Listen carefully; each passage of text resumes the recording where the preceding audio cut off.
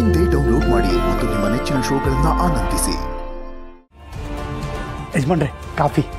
ನೀವು ಇದೆಲ್ಲ ಯಾಕೆ ಮಾಡಕ್ ಹೋಗ್ತೀರಾ? ನೀವು ಈ ಮನೆ ಅತಿಥಿಗಳು ಪದ್ಮನಾಭ ಅವರೇ. ಪರವಾಗಿಲ್ಲ ಯಜಮಾನ್ರೆ, ಯಾವುದೋ ಕೆಲಸದ ಬಗ್ಗೆ ಮಾತಾಡ್ತಾ ಇದ್ರಿ, ಅದಕ್ಕೆ ಕಾಫಿ ತಂದ್ಕೊಡೋಣ ಅಂತ ಬಂದೆ. ಪದ್ಮನಾಭ ಅವರೇ, ನಾವು ನೀವು ಎಷ್ಟೊಂದು ಹತ್ರ ಆಗಿದ್ದೀವಿ. ಅದು ಅಲ್ಲದೆ ಸಾಲಿಗ್ರಾಮದ ವಂಶಕ್ಕೆ ನೀವೀಗ ಬೀಗರು. ನೀವಿಂತ ಕೆಲಸ ಮಾಡ್ಬೋದಾ? ಅಯ್ಯೋ, ಅಷ್ಟೊಂದು ದೊಡ್ಡ ಮಾತುಗಳನ್ನ ನನ್ನ ಹೆಗಲ ಮೇಲೆ ಹೊರಿಸ್ಬೇಡಿ. ನಾನು ಯಾವತ್ತಿದ್ರೂ ದೊಡ್ಡ ಮನೆ ಕಟ್ಟಾಳು. ಆಳು ಅಂದಮೇಲೆ ನಾನು ಯಾವತ್ತು ಹಾಳಾಗಿರೋಕ್ಕೆ ಇಷ್ಟಪಡ್ತೀನಿ. ದೊಡ್ಡ ಮನೆಯಲ್ಲಿ ಆಳು ಅರಸು ಅನ್ನೋ ಭೇದ ಭಾವನೆ ಇರಲಿಲ್ಲ. ದೊಡ್ಡ ಯಜಮಾನ್ರು ನಮ್ಮಿಬ್ಬರನ್ನ ಹಾಕಿ ಸಾಕ್ಲೇ ಇಲ್ಲ. ಮನೆ ಮಕ್ಳು ಹಾಕಿ ಬೆಳೆದ್ವಿ. ಅಂದ್ಮೇಲೆ ಈ ಕೆಲಸ ಎಲ್ಲ ನೀವು ಯಾಕೆ ಮಾಡ್ತೀರಿ? ಯಜಮಾನ್ರೆ, ಮನೆ ಮಕ್ಕಳು ಅಂದಮೇಲೆ ಮನೆ ಕೆಲಸ ಮಾಡೋದ್ರಲ್ಲಿ ತಪ್ಪೇನು? ಮಾತಿನಲ್ಲಿ ನಿಮ್ ಜೊತೆ ಗೆಲ್ಲೋರೇ ಇಲ್ಲ ಬಿಡಿ. ಹೌದೌದು, ನಮ್ಮ ಅನಂತ ಶಯನ ಅಂದ್ರೆ ಪದ್ಮನಾಭ ಆಡೋದು ಮಾತು ಕಡಿಮೆ, ಆದ್ರೆ ಆ ಆಡೋ ಮಾತಲ್ಲಿ ತೂಕ ಸಕ್ಕರೆ ಪಾಕ. ಯಜಮಾನ್ರೆ, ಸಾಹೇಬ್ರೆ, ನಿಮ್ಮ ಹತ್ರ ಒಂಚೂರು ಮಾತಾಡ್ಬೇಕಿತ್ತು. ನನ್ನ ಹತ್ರ ನೀವು ಮಾತಾಡ್ಬೇಕಿತ್ತ? ಏನ್ ವಿಷಯ ಹೇಳಿ. ಅದು ಅದು ಏನಿಲ್ಲ ಬಿಡಿ, ಇನ್ನೊಂದ್ಸರಿ ಹೇಳ್ತೀನಿ. ಕಾತಮ್ನವ್ರೆ, ಅದೇನೋ ಮಾತಾಡ್ಬೇಕು ಅಂತ ಬಂದ್ರಿ, ಆಮೇಲೆ ಅಂತ ಹೇಳ್ತೀರಾ? ಈಗಲೇ ಮಾತಾಡಿ, ಏನಿದ್ರು. ಸುರೇಂದ್ರ ಅಣ್ಣ, ಮಾತಾಡ್ಬಿಡು ಅಂತ ಹೇಳ್ತೀರಾ? ಸರಿ, ಹಾಗಾದ್ರೆ ಹೇಳೇ ಬಿಡ್ತೀನಿ. ನೋಡಿ ಸಾಹೇಬ್ರೆ, ನನ್ನ ಮಗನೂ ಇಲ್ಲೇ ಕೆಲಸ ಮಾಡ್ತಾ ಇದ್ದಾನೆ, ನಮ್ಮ ಕಾರ್ತಿಕೇಯನು ಇಲ್ಲೇ ಕೆಲಸ ಮಾಡ್ತಾ ಇದ್ದಾನೆ. ನನಗೂ ಇಲ್ಲೇ ಒಂದು ಕೆಲಸ ಕೊಟ್ಬಿಡಿ. ನೋಡಿ, ನನಗೆ ಇನ್ನೂ 60 ವರ್ಷ ಆಗಿಲ್ಲ. ಈ ಹೂಗಿವು ಮುಡ್ಕೊಂಡು 60 ವರ್ಷ ತರ ಕಾಣಿಸ್ತಾ ಇರ್ಬೋದಷ್ಟೇ. ನನಗಿನ್ನೂ 48, ಅಂದ್ರೆ ಇನ್ನು 12 ವರ್ಷ ಸರ್ವಿಸ್ ಮಾಡ್ಬೋದು. ನಿಮ್ಮ ಆಫೀಸಲ್ಲಿ ನಿಮ್ಮ ಕೈ ಕೆಳಗೆ ಏನಾದರೂ ಒಂದು ಕೆಲಸ ಕೊಟ್ರೆ ಮಾಡ್ಕೊಂಡಿದ್ಬಿಡ್ತೀನಿ. ಕಾಂತಮ್ಮನವ್ರೆ, ನೀವ್ಯಾಕೆ ಕೆಲಸ ಮಾಡಬೇಕು? ನಿಮ್ಮ ಮಗ ಕೆಲಸ ಮಾಡ್ತಾ ಇದ್ದಾನಲ್ಲ, ನಿಮ್ಮನ್ನ ಚೆನ್ನಾಗಿ ನೋಡ್ಕೋತಾರೆ ಬಿಡಿ. ಅಲ್ಲ ಪದ್ಮನಾಭ ಅವರೇ? ಹೌದೌದು ಯಜಮಾನ್ರೆ, ಕಾಂತಮ್ಮನವ್ರು ಯಾವಾಗಲೂ ತಮಾಷೆಗೆ ಮಾತಾಡ್ತಿರ್ತಾರೆ. ಅವ್ರದ್ದು ತಮಾಷೆ ಸ್ವಭಾವ. ಕಾಂತಮ್ಮನವ್ರೆ, ನಿಮ್ಮ ತಮಾಷೆ ಸಾಕು, ಹೊರಡಿ, ಇಲ್ಲಿಂದ ಹೊರಡಿ. ಅಯ್ಯಯ್ಯೋ, ಅನಂತ ಶಯನ, ಪದ್ಮನಾಭ, ಅದಕ್ಕೆ ನನಗೆ ಈ ಕಾಮಿಡಿಯನ್ ಆಗೋದಕ್ಕೆ ಇಷ್ಟ ಇಲ್ಲ.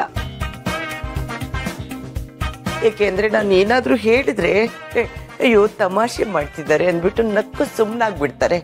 ಅವಾರ್ಡು ಕೊಡೋದಿಲ್ಲ. ನೋಡಿ, ನಾನು ಸ್ವಾಭಿಮಾನದ ಹೆಣ್ಣು. ಸ್ವಾಭಿಮಾನದ ಹೆಣ್ಣಾಗಿ ನನ್ನ ಅನ್ನನ ನಾನೇ ದುಡ್ಕೊಂಡು ತಿನ್ಬೇಕು ಅಂತ ಆಸೆ.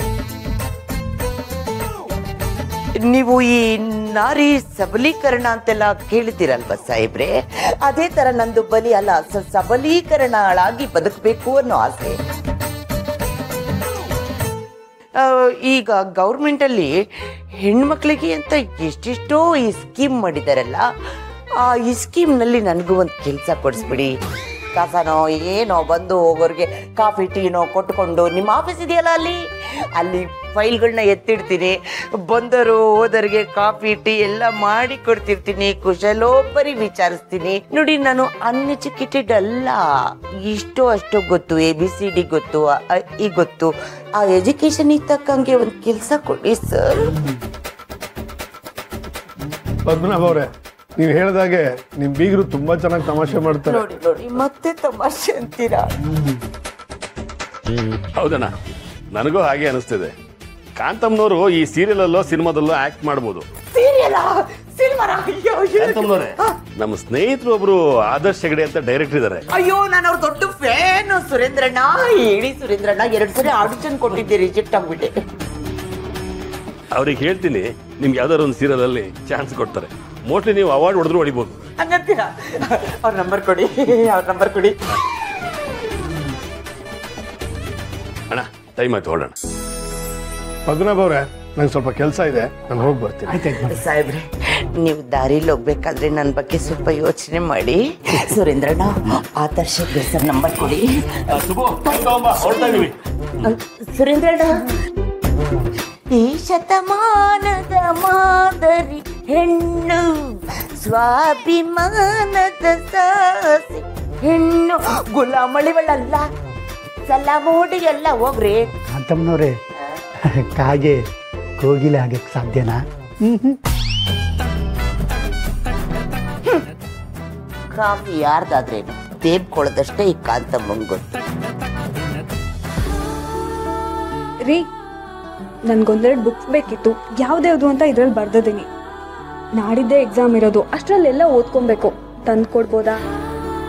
ಅಲ್ಲವರ, ಅಷ್ಟೊಂದು ಇಂಪಾರ್ಟೆಂಟ್ ಬುಕ್ಸ್ ಅಂದರೆ ಮುಂಚೆನೇ ತರಿಸ್ಕೊಬೇಕು ಅಲ್ವಾ? ಸರಿ ಬಿಡು, ಸಂಜೆ ಬರ್ತಾ ತರ್ತೀನಿ. ಓ, ನಾಳಿದ್ದೆ ಇವಳು ಎಕ್ಸಾಮಾ? ಇವಳು ಏನಾದರೂ ಎಕ್ಸಾಮ್ ಚೆನ್ನಾಗಿ ಬರೆದು ಕೆಲಸ ತಗೊಂಡ್ರೆ ನನ್ನ ಮಗನೇ ಇವಳನ್ನ ತಲೆ ಮೇಲೆ ಕೂರಿಸ್ಕೊಂಡ್ಬಿಡ್ತಾನೆ. ಹೀಗೆ ಇಷ್ಟೆಲ್ಲ ಮಾಡ್ತಿದ್ದಾನೆ. ಇನ್ನೇನಾದರೂ ದುಡಿಯೋಕೆ ಹೊರಟ್ರಂತೂ ನನ್ನನ್ನು ಮೂಲೆ ಗುಂಪು ಮಾಡಿಬಿಡ್ತಾರೆ. ಇರಲಿ, ಇವಳು ಅದು ಹೇಗೆ ಓದ್ಕೋತಾಳೋ, ಅದು ಹೇಗೆ ಎಕ್ಸಾಮ್ ಬರೀತಾಳೋ ನಾನು ನೋಡ್ತೀನಿ. ಸರಿ, ಕಾಯ್ತಾ ಇರ್ತೀನಿ. ಬೇಗ ಬನ್ನಿ. ನನಗ ಬುಕ್ ಸಿಗೋ. ಬುಕ್ಸ್ ತರೋರಿಗೋಸ್ಕರ ಕಾಯ್ತಿರ್ತೀನಿ. ಜಾಣೆ ನನ್ನ ಹೆಂಡತಿ. ಬೇಗ ಬರ್ತೀನಿ ಆಯ್ತಾ? ಸರಿ, ಬಾಯ್.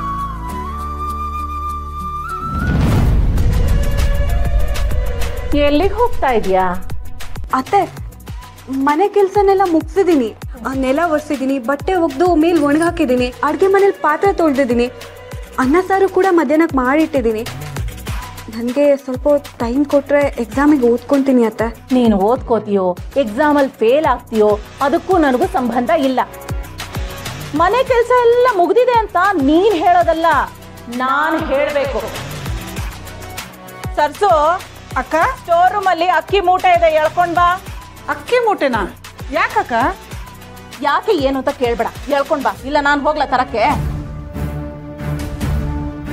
25 kg ಅಕ್ಕಿ ಮೂಟೆನ ಇವತ್ತೇ ಭತ್ತ ಕಲ್ಲು ಇಲ್ದಂಗ್ ಆರಿಸ್ಬೇಕು. ಒಂದು ಕಲ್ಲು ಸಿಕ್ಕರೂ ನಿನ್ನ ಜನ್ಮ ಜಾಲಾಡ್ಸ್ಬಿಡ್ತೀನಿ. ಅತ್ತೆ, 25 kg ಅಕ್ಕಿ ಮೂಟೆ ಆರ್ಸಕ್ಕೆ 2-3 ದಿನ ಆದ್ರೂ ಬೇಕಾಗತ್ತೆ. ಅಂತದ್ರಲ್ಲಿ ಇವತ್ತೇ ಅಂದ್ರೆ ದಪ್ಪ ದಪ್ಪ ಪುಸ್ತಕ 2 ಗಂಟೆಲಿ ಓದ್ ಬಿಸಾಕ್ತೀಯಾ? 25 kg ಆರ್ಸಕ್ ಒಂದಿನ ಆಗಲ್ವೇನೆ?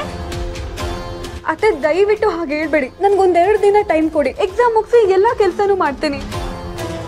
ನಿನ್ನ ಎಕ್ಸಾಮ್ ಮುಗಿಯೋವರೆಗೂ ನಾವು ಕಲ್ಲು ಮಣ್ಣು ತಿನ್ಕೊಂಡಿರ್ಬೇಕಾ?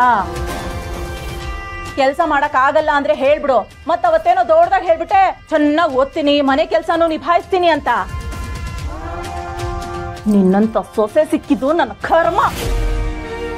ಈಗ ನಿನ್ನ ಕೆಲಸ ಮಾಡಕ್ ಆಗ್ಲಿಲ್ಲ ಅಂದ್ರೆ ವಾಪಸ್ ನಿಮ್ಮ ಅಮ್ಮನ ಮನೆಗೆ ಹೋಗ್ಬಿಡು. ಅಲ್ಲಿ ಎಷ್ಟೊತ್ತಾದ್ರೂ ಓದ್ಕೊಂಡು ಕುತ್ಕೋ, ನಾನೇನು ಕೇಳಲ್ಲಮ್ಮ.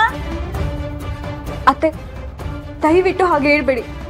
ಈಗೇನು ಅಕ್ಕಿ ಆರಿಸ್ಬೇಕಲ್ವಾ? ಆರಿಸ್ತೀನಿ.